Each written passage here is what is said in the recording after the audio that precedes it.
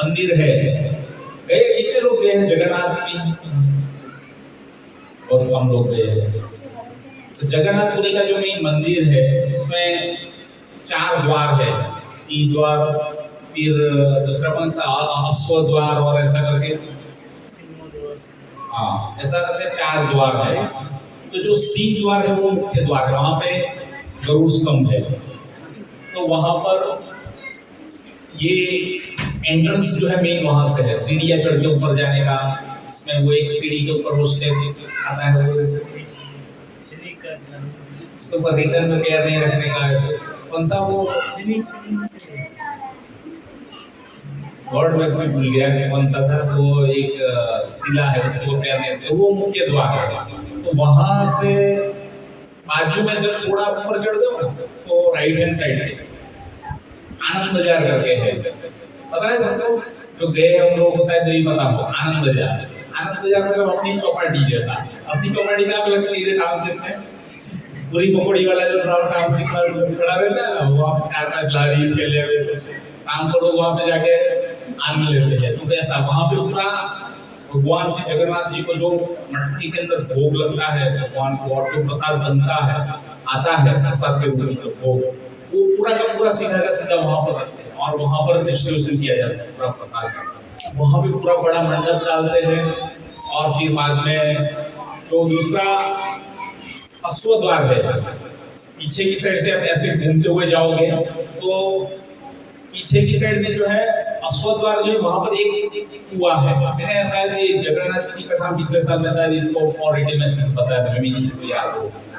तो वो कुआं जो है कुछ बंद रहता है और ये खास उत्सव के ऊपर जो है वो उसमें से पानी निकालते हैं। और वो बोलते हैं कि वो जो कुआं है वो जब ये पूरा सृष्टि का प्रलय होगा पानी जो है उसमें से सीधा आएगा पूरा, उसमें संसार में जो है वो जगत में पूरा वहां से जो पानी से पूरा भर जाता है ना, पानी जो है उधर से, तो वो पानी वहां से जो 108 मटकी घड़े जो रहते हैं ना वो भर के वहां से निकालते हैं।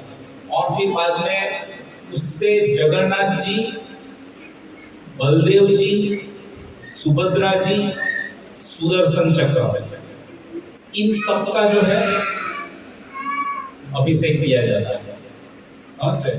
तो पर्टिकुलरली उसमें भी 108 जो वो डिवाइड किए हैं, 35 टाइम्स जो है जगन्नाथ जी का है, 33 है, 35 मेरे को कंफ्यूजन है, पर 22 जो है बलदेव जी के लिए है, बाकी कुछ 11 या 12 सुदर्शन चक्र की और बाकी का जो है वो सुभद्रा जी की है। सब स्पेसिफिकली है और वो उससे पूरा अभिषेक किया जाता है। और फिर बाद में जब भगवान श्री जगन्नाथ जी का स्नान उत्सव होता है, जब उसको नहलाया जाता है ना, तो फिर बाद में जगन्नाथ जी का तबीयत जो है बिगड़ जाता है, बीमार हो जाता है, सर्दी जुकाम हो जाता है।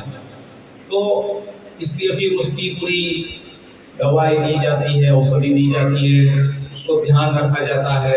15 दिन के लिए उत्सव जो है मंदिर में दर्शन जो बंद रहते हैं जगन्नाथ, क्योंकि भगवान बीमार हो जाते हैं। और फिर उसके ठीक 15 दिन के बाद जो है वापस भगवान अब आता है उत्सव रथ यात्रा, इस तरीके से।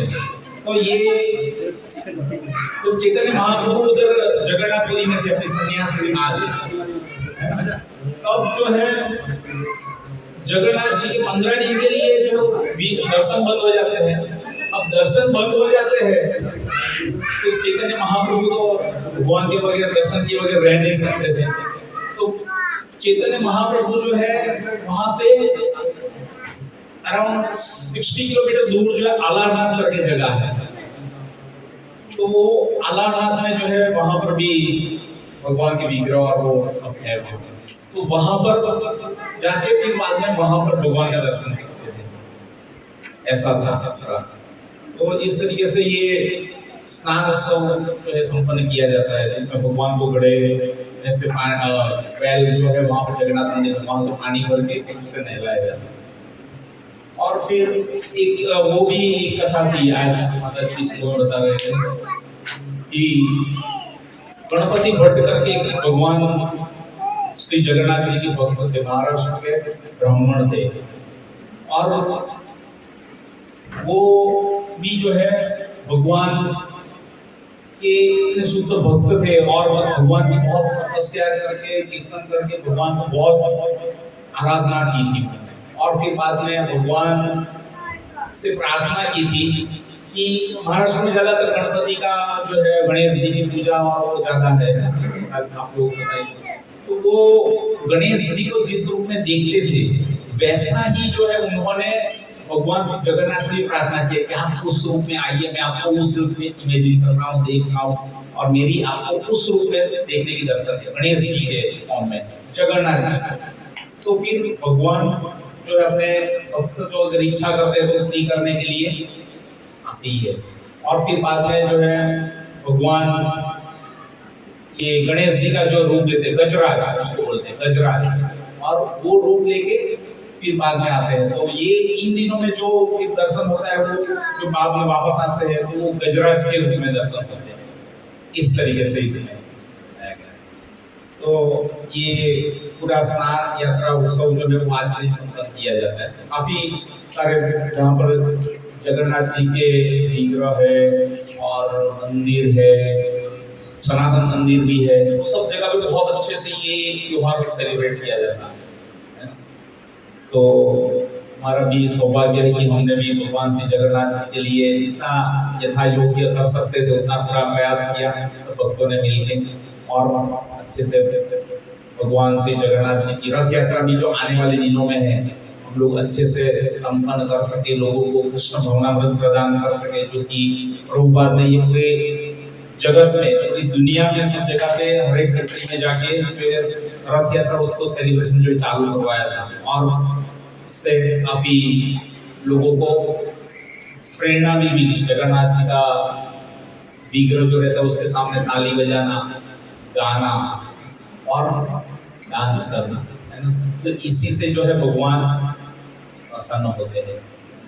तो ये हमारा भी कर्तव्य बनता है कि हम जितने भी लोग हैं सब लोग मिलके भगवान श्री जगन्नाथ जी का जो आने वाला रथ यात्रा उत्सव है उसको बहुत ही धूमधाम और अच्छे से परिपूर्ण करे, संपन्न करे और सब लोग अपना यथा योग्य उचित समय के लिए समय का योगदान दिए। धन का योगदान तो भगवान भेज ही देते हैं, भगवान तो लक्ष्मीपति है और समय बहुत इंपॉर्टेंट है।